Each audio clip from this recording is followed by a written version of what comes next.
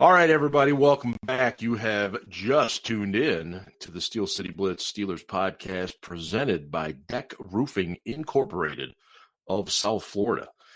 And I am once again very pleased to tell you that the Pittsburgh Steelers have won again. They are now 9-0 on the 2020 season. They defeated the Cincinnati Bengals by the score of 36-10 at Heinz Field in what was the first home game in quite some time for the Steelers.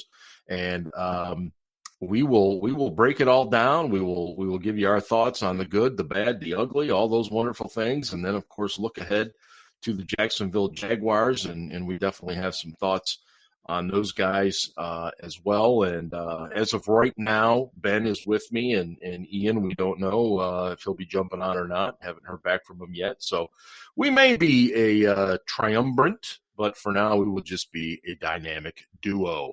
So anyway, Ben, you were just telling me prior to recording that you guys kind of switched up your beverages of choice. Oh my God! Yeah, I'm going there because all right. I had we lost on Sunday, I would be all over you like a freaking blanket, man.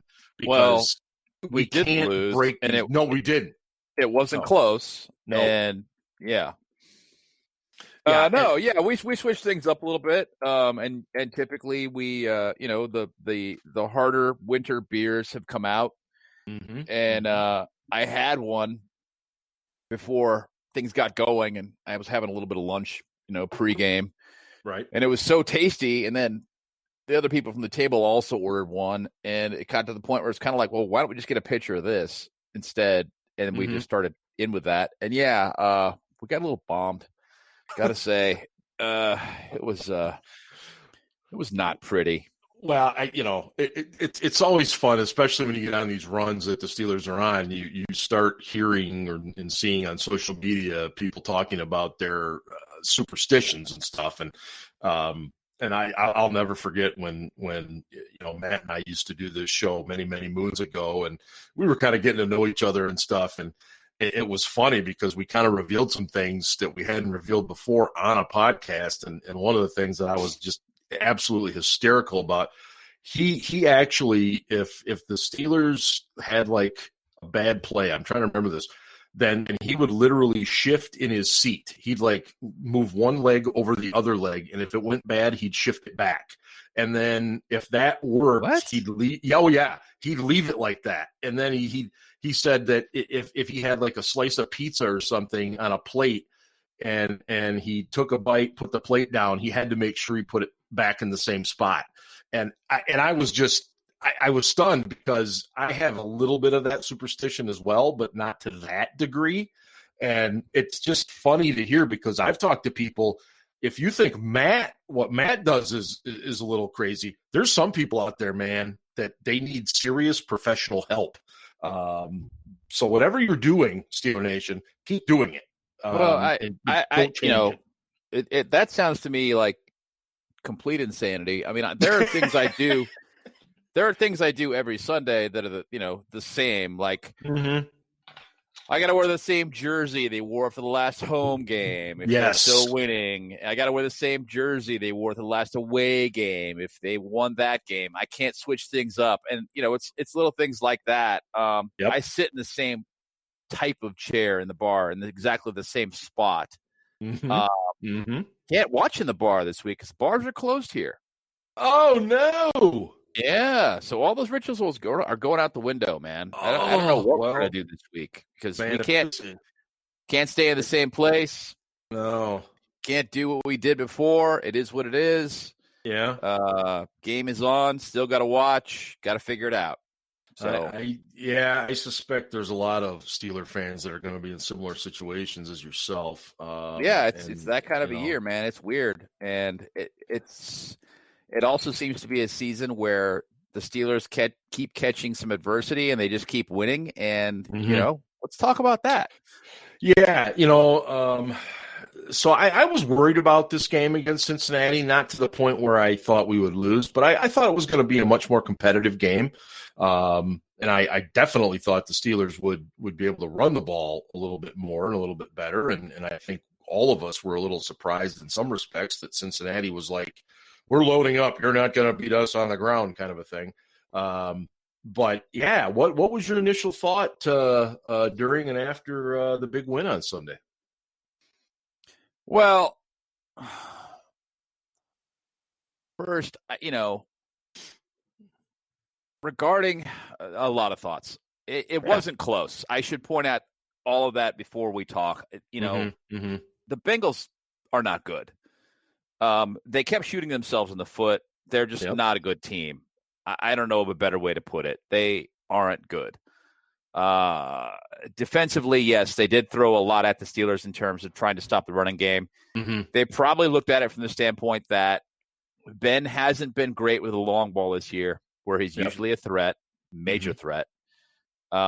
He also had the week off because of COVID and couldn't come in and practice. So they just probably thought, well, we're going to take our chances against Ben, dare him to beat us.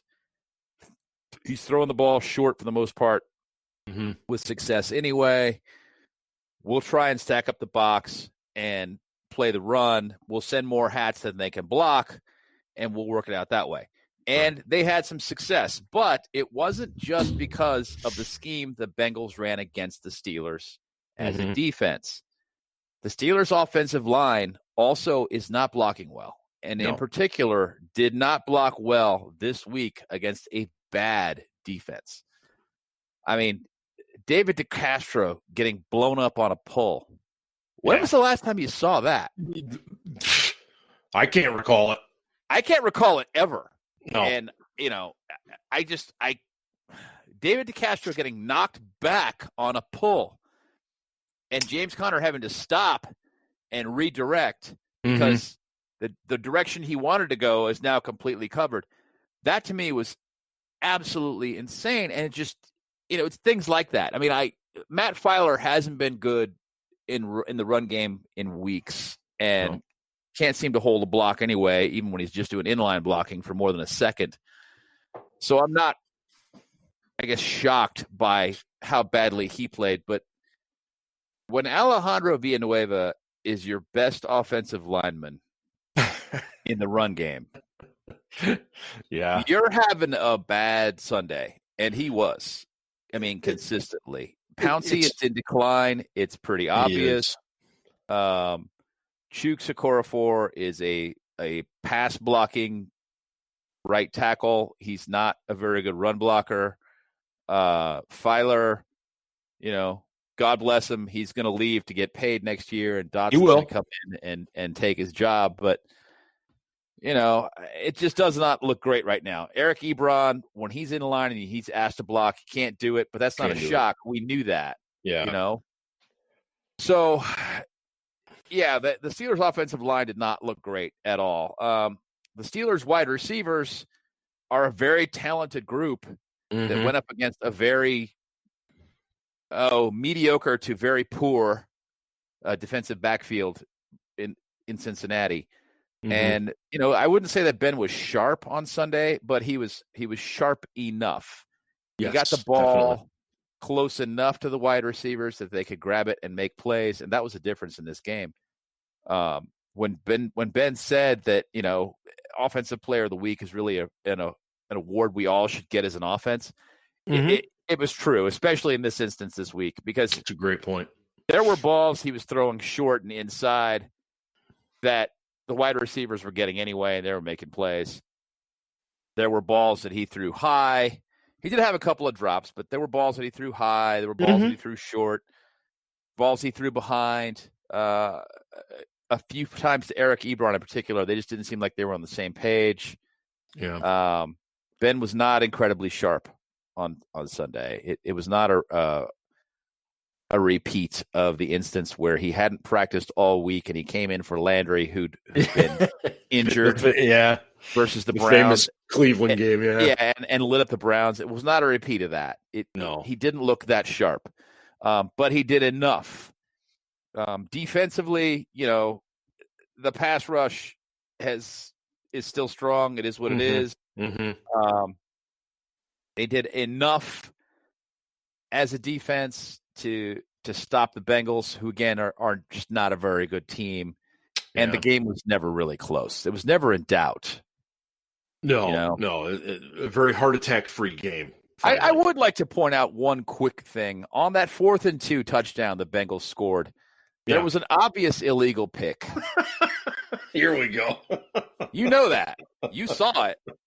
Oh, it drives me insane. Where Tyler Boyd started blocking before the ball was even thrown. Oh, my God. I mean, Bobby Knight, the famous Indiana basketball coach, if he had seen that, and maybe he did, I don't know, but that might have been the best pick he's ever seen in his life. And the man has taught that for 60 years. Okay. That pick was a beautiful basketball screen. And I understand if it's in 1 yard and blah, blah, blah. I can't stand it. It should not be allowed. I know the Steelers do it too, but I don't like it. Beat a guy with your skill. Don't rely on this. Oh, he started blocking him. He started blocking Steven Nelson in the end zone. Yep. About 3 yards off the line of scrimmage. Yep. But he was blocking before the ball was thrown, and he was still blocking with the ball in the air. That is offensive pass interference. Absolutely. That is an illegal pick. On top of that, T. Higgins then dunked the ball over the goalpost, which is also a penalty. Neither one of those things were called. No. And my understanding is that Bengals fans were crying that they got screwed by the refs. I have no idea where in that game they got screwed by the refs. That? You lose by 26 and you got screwed by the refs? Give me a break. TJ Watt was being held the entire game. The guy literally had his arm around his neck. He got one holding call against. That was it. One. It was ridiculous how bad the officiating was, and it did not benefit the Steelers at all, ever. No, couldn't agree more. And look, I've ranted enough on social media and just now on the illegal pick. It drives me nuts, but it is what it is. They want a high-scoring league. That's never going to go away. Immediately when he dunked the ball, I thought, oh, look, he's the ref's even reaching for his flag. He had his hand on the flag and then suddenly pulled it away. And I thought, wait a minute, that's a penalty. There's no subjectiveness here. That's a penalty. Why aren't you throwing it? And as far as the holding with TJ Watt and Bud Dupree, but I think it's more largely with Watt. Are they to the point now, the officials in the NFL, with some of these top pass rushers, where they just know they're getting held almost every play and they just know they can't call it all the time? Is that what's happening? Well, I don't know. Weird. I don't recall who was talking about this. I think it was Matt Williamson. He was talking about the differential between the really good pass rushing defenses and the difference between holding calls on their offense versus holding calls that the defense gets. Gotcha. Right? Yeah. And it seems to be weird. It's slanted toward the poor pass rushing defenses where they're getting more holding calls against than the passing defenses that are successful and are good at it. So it's odd from that standpoint this year, where you would think it would be inverted, where it's like, okay, these guys are really good at rushing the passer. They're going to get more holding calls because they're going to be held more often because they're better at it. It seems like this year they're trying to call holding less if you have the athletic advantage, where you can be a better pass rushing defense than when you do not. And it's odd. I don't entirely get it. You don't want to think that refs are trying to impact the outcome of games, where you want them to think that if you're going to call less holding, then you're going to call less holding league wide. But it just doesn't seem to work out that way, and right. You see things like that make you question whether or not these guys are completely impartial. I hate to go there, but I think your point is very valid. I just, the old saying is that on any given play, there's an offensive lineman holding a defensive player. And a lot of times it doesn't get called because, it was away from the play. It didn't impact the play, blah, blah, blah. These pass rushers, have the ability to impact almost every play, or at least every time the quarterback drops back. And some of the stuff, and it's not just T.J. Watt and Bud Dupree. I see it in games all the time in the NFL where very good pass rushers are getting draped. The arm of the offensive lineman is literally choking the player, spinning the player, and yet nothing gets called. And it's T.J. Watt, as a matter of fact, has had several times this season where he's had that total look of amazement and befuddlement on his face that he's incredulous. He's like, what do I have to do? What do I have to do to get the call? And again, I hate going there, but yeah, you wonder if the officials are just told, look, unless the guy just tackles him to the ground, let it go. But be that as it may, it's small potatoes when you win 36-10, but it's something to be concerned about later on when you're in closer games. Well, as Mike Tomlin pointed out, and has been, making this point all season, there's still work to be done. And he flat out said it on Tuesday. Mm-hmm. The only thing perfect about us is our record. Love it. You and I both, because he's right. Love he knows it. We know it. All the fans know it. I mean, you got the Sunshine Squad is going, whatever, we're 9-0, we're the best. No, if you rest on that, you will not continue to win games. No, you have you'll be 9-7 real quick if you rest on that. You have to embrace the process, as Tomlin likes to put it. You have to embrace the voyage. Do you? Let me talk defense here for a second. We're hopeful that Mike Hilton is back this week. How do I say this? I don't believe his absence has been as big as Devin Bush's. Don't get me wrong, but I do think his absence has been bigger than I think most of us realize. Is that accurate? I think it has been pretty substantial. He starts at nickel because he tackles well. He tackles better than Cam Sutton. Yep. And Sutton missed a tackle this week again, and there was a long game behind it as a result, because he tried to play the ball instead of going for the tackle. And T. Higgins ran for those 15 yards after the fact because Sutton thought he could get a pass defense out of it.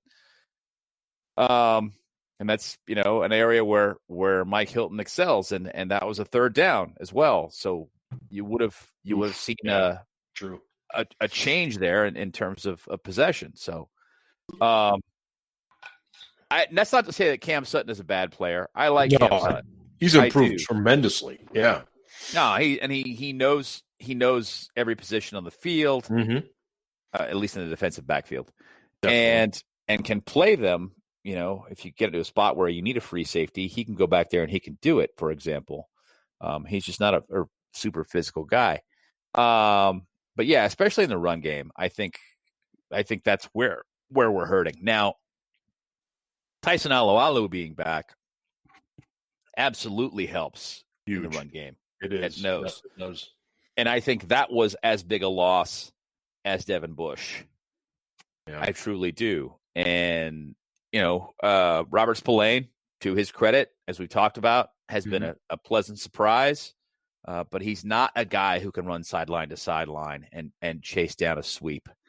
He's not a guy who can, no question.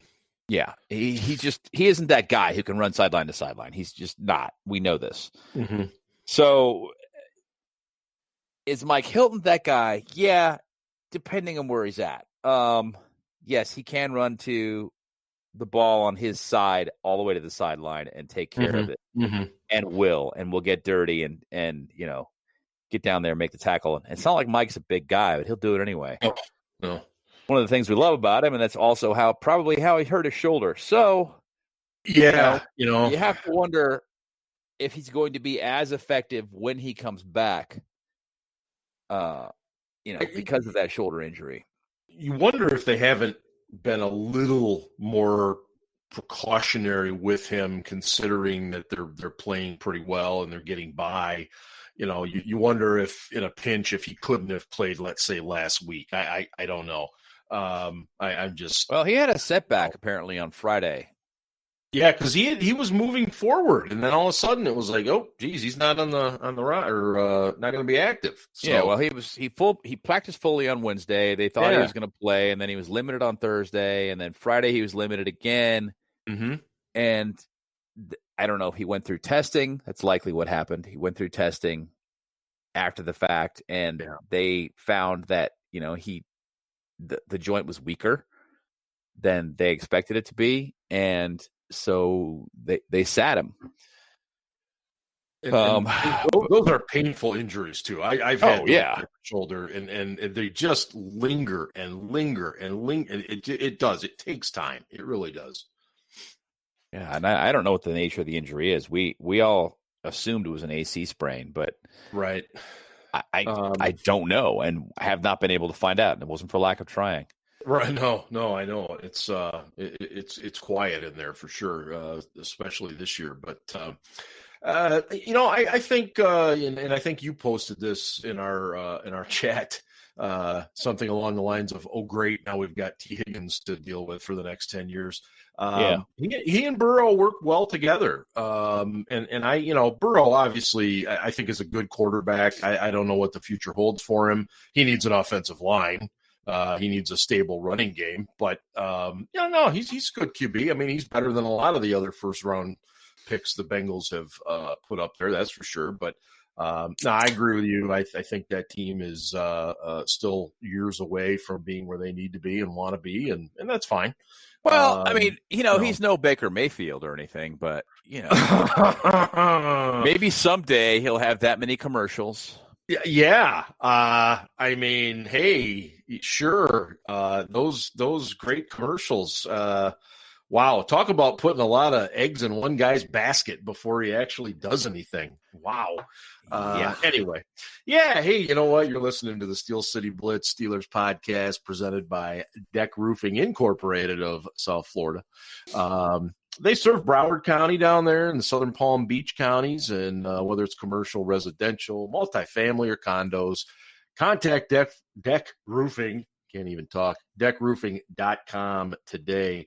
And a lot of rain down there. So the boys on the cruise have been busy, I'm told, from the DEK Roofing people. So a lot of stuff. If you need some work down there, get them going, because we know there's a lot of Steeler Nation down there in South Florida. Okay. Couple other things here. How surprised were you the Ravens lost on Sunday night? Very. I mean, I gotta be frank. The Patriots are not a good team. Mm-mm. They're just not. I don't know why the Patriots have this thing that goes back and forth with the Ravens, but they do. It just seems like they kind of have their number. And Dean Martindale, the Ravens defensive coordinator, was another one who was always good at scheming Tom Brady. And there's a legitimate out of division rivalry there. It's just like the Steelers where, when they play one another, you kind of don't know what's going to happen. But I did not expect that because one, the Patriots have not been playing well, and two, they're just not that strong a team. No. But, God bless them for doing it. You never thought you'd hear me say that about New England. And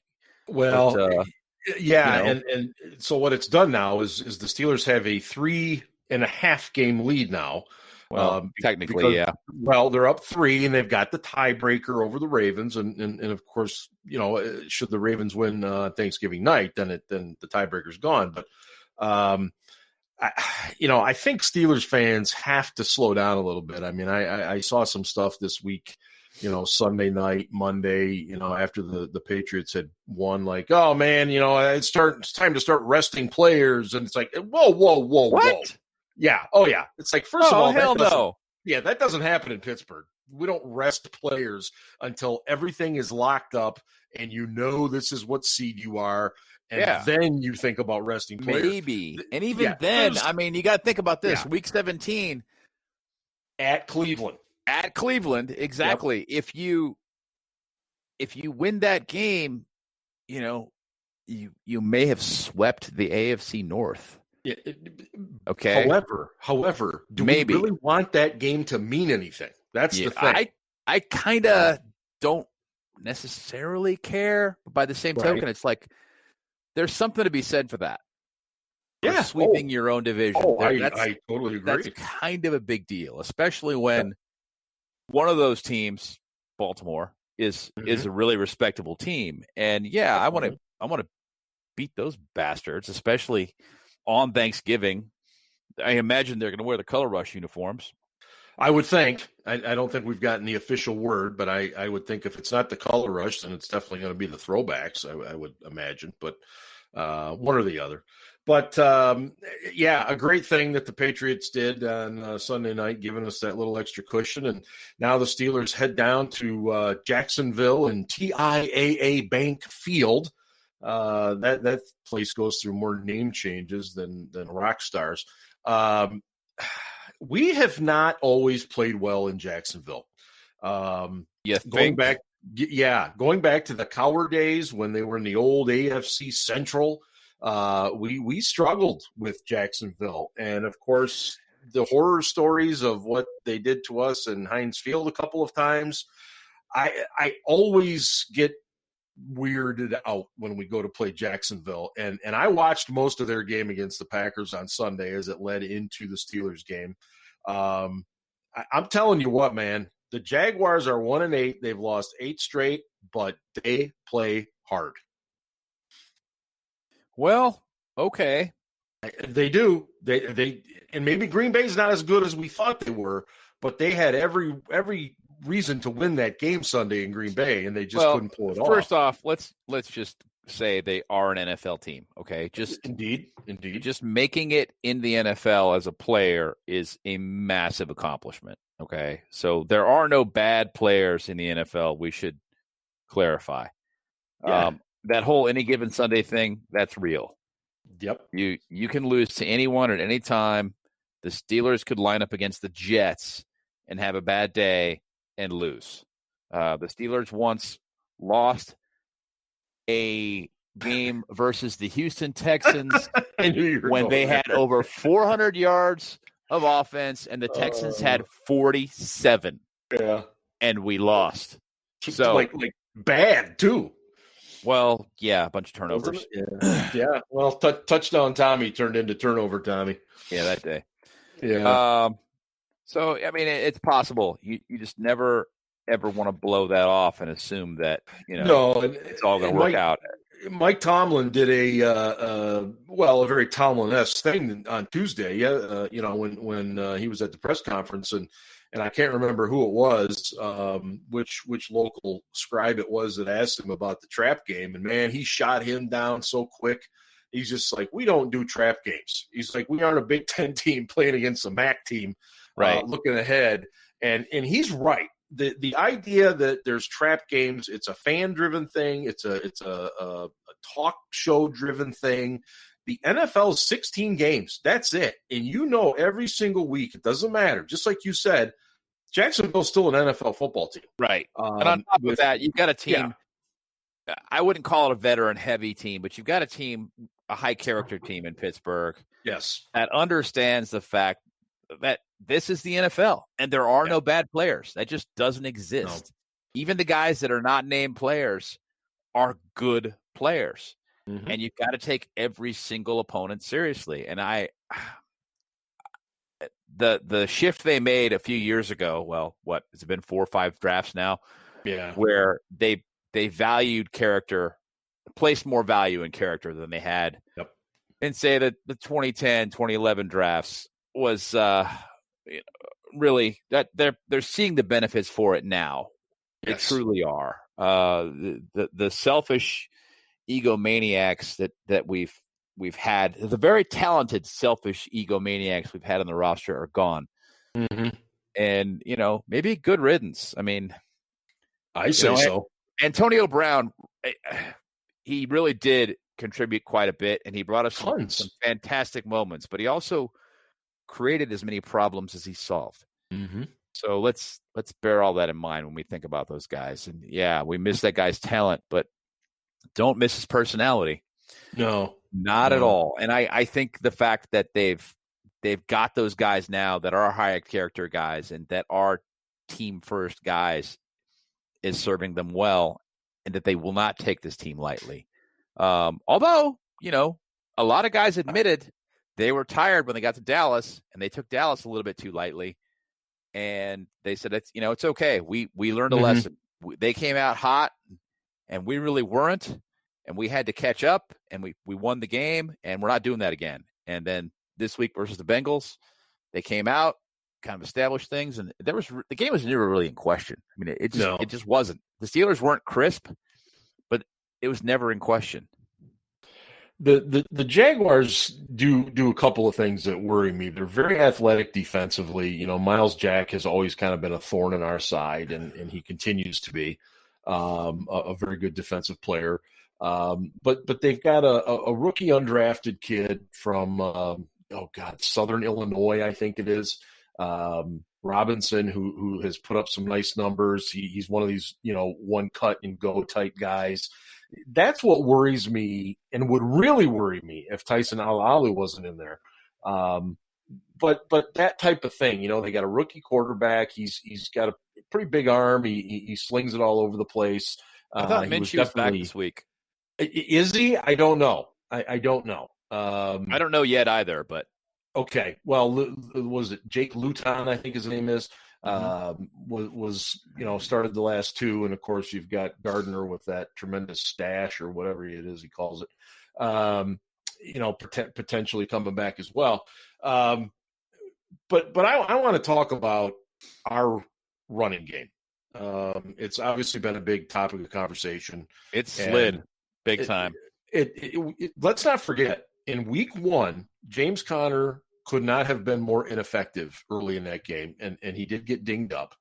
In comes Benny Snell, who ends up with about 115 yards rushing. A wonderful performance for him. And really, we ran the ball pretty well for about the first 6 weeks. And now all of a sudden, it's non-existent. And yes, the Bengals loaded up, but as I've talked with offensive line people and players and stuff, you still have to be able to move the ball forward.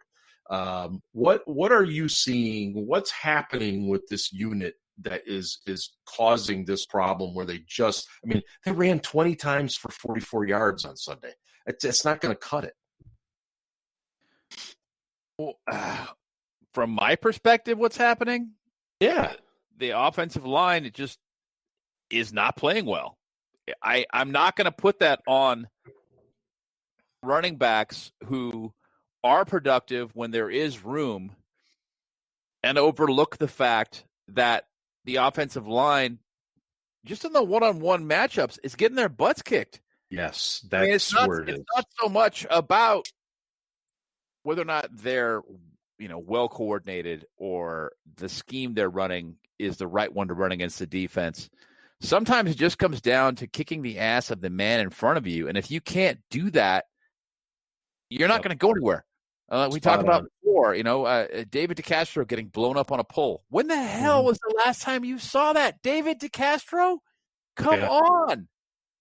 Yeah, that's his bread and butter. It just doesn't happen. Perennial All-Pro. You see him coming. You should just get out of the way.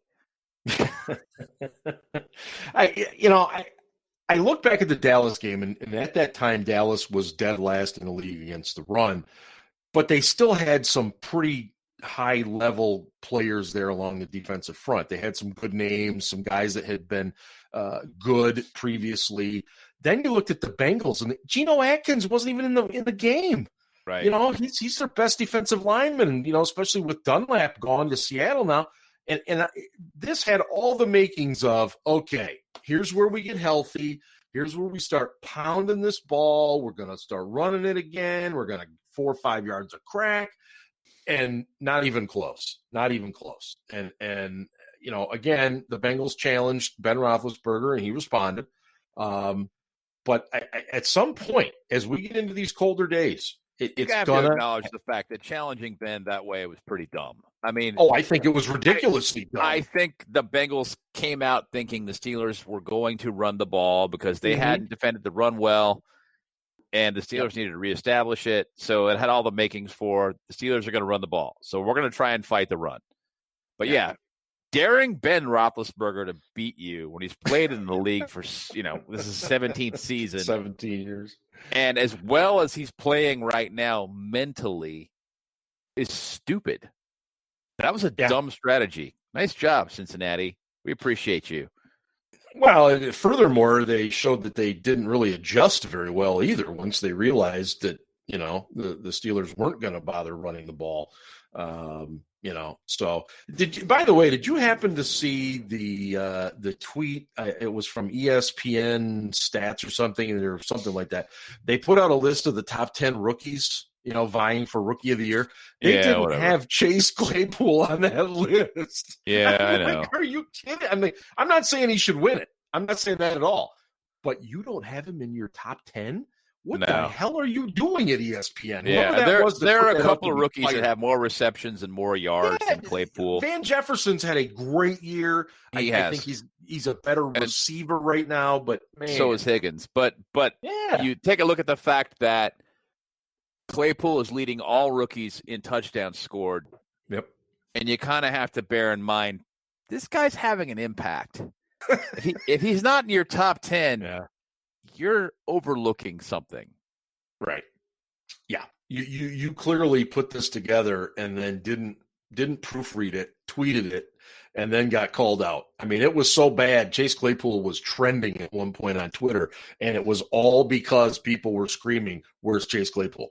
But I digress. I thought it was kind of funny. Whatever.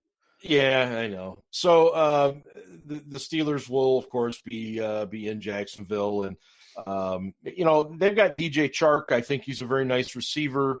Tyler Eifert, the former Bengal, is now down there as the tight end. I mean, that poor guy, man. He's just battled one injury after another. You kind of wonder what his life's going to be like when he's 50. And you just feel awful for him. But so there is some capability down there. But how do we approach this game? Do you just let Ben come out and dictate? Do you try to run the ball again? What do you do here? I'd like to see them establish the run. If you look at where they're at defensively, the Jags are a very poor passing defense. They are. And they're kind of middle of the road in terms of their ability to stop the run. They're allowing 4.4 yards per carry, which ain't great. No. But their opposing passer rating, so their the opposition passer rating is 107.8. So I mean, basically, guys that come out and throw on them are having a lot of success, and the Steelers should probably just kind of pick up where they left off and go, okay, Ben, do your thing.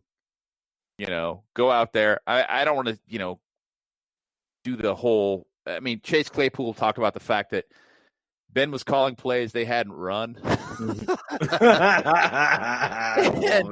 And Claypool's like, oh, what do I do? And then Ben just tells him what route to run, and he runs it, and then Ben throws him the ball. He's like, okay, well, that, it makes it pretty easy. So he just tells us what to do, and we just do it. So, I mean, I'm not necessarily saying you come out and you do that. Obviously, you want to have something a little more refined than just – that would be nice. Ben going, I'm going to call this, and they're looking at him going, huh? He's like, yeah, okay, well, you didn't practice this, but you run this and you run this. We'll talk about the protection when we get to the line.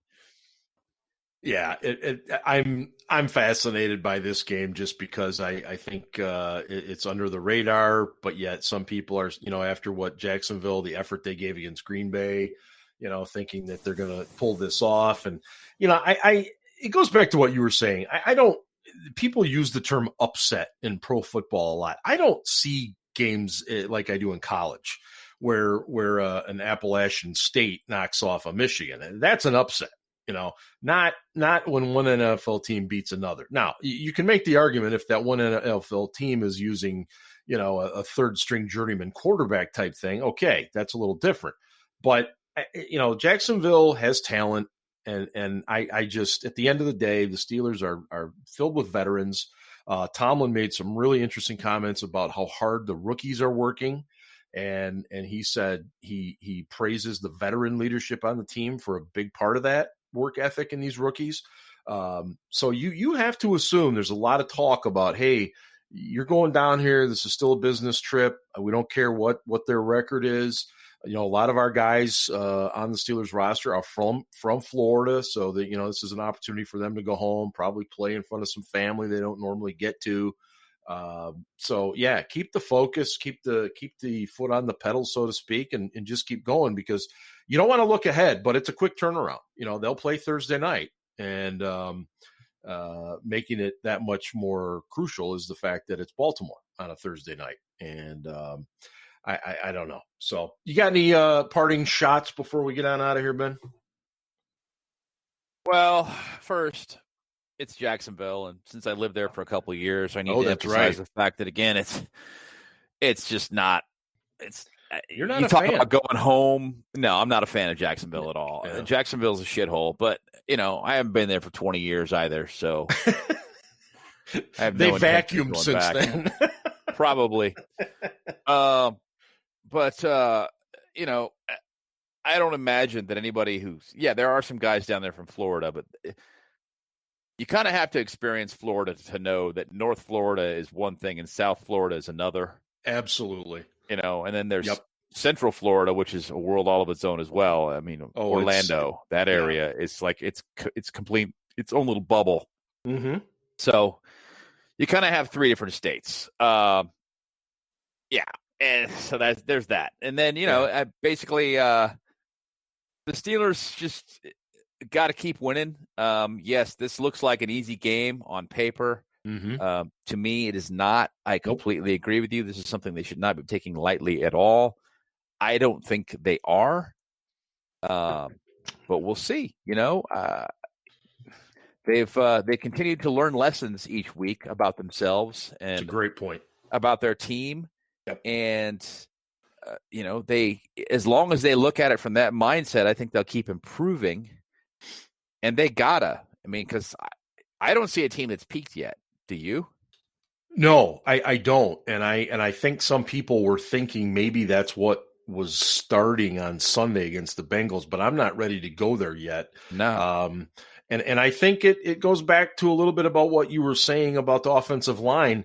And I think Mike Tomlin, Sean Surratt probably were challenging some guys deep down this week and basically saying, look, you're getting beat in one-on-one battles. That means we can't run the football if you're losing one-on-one battles. And that is an attack on a guy's pride. It is. Whether we like it or not, it just is an attack. And the thing that's weirder about it was they were pass blocking very well. Right. Oh, yeah. Our pass blocking has been good for the most part. I mean, Ben gets rid of it pretty quick, but just can't run block. No, and I think that challenge is going to be thrown down before them. I'm curious to see how they respond, but I'm with you. I think this will be a tougher game. I also think there's just too much on this Steelers team to not overwhelm Jacksonville eventually. So you guys usually do predictions first, so I'll go ahead and give you mine. I think we're looking at I'm going to go ahead and say 27-13 here, Steelers over Jacksonville, and I think it might be fairly close until mid third quarter too. But I'll go 27-13. Really? Yep. Huh. Yep. I know that goes against every grain that we've ever had when we go to Jacksonville too. Well, the Steelers are favored by 10. Which is a lot in an NFL game. I didn't realize it was that much. Yeah. Okay. All right. So, I mean, you're going to see things that are back and forth in terms of who's going to take what. I think, you know, you're probably looking at I don't know. I have a hard time believing that the Jaguars can score 20 points on the Steelers. That's kind of where I fell back to as well. I don't know. Let's say 28-18 Steelers. Oh, right on the line. Okay. Yeah, we'll roll with that.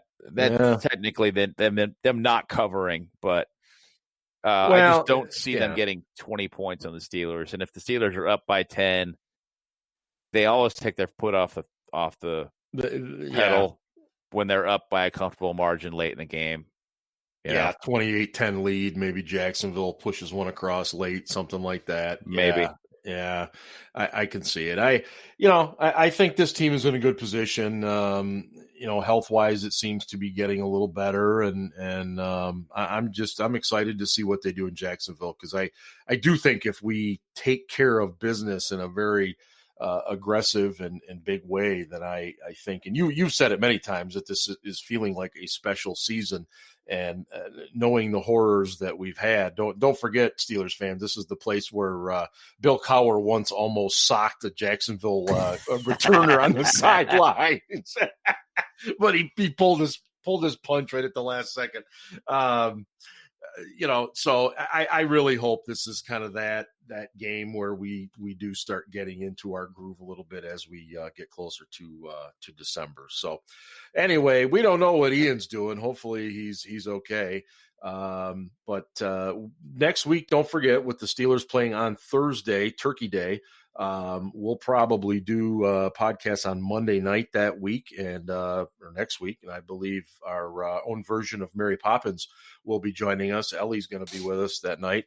And so we'll be more than happy to cover the Steelers game with the Jags and look ahead, of course, to the Ravens. So for Ben, this is Steel Dad signing off. You've been listening to the Steel City Blitz Steelers podcast, presented by DEK Roofing Incorporated of South Florida. And hey, go Steelers. Ravens suck.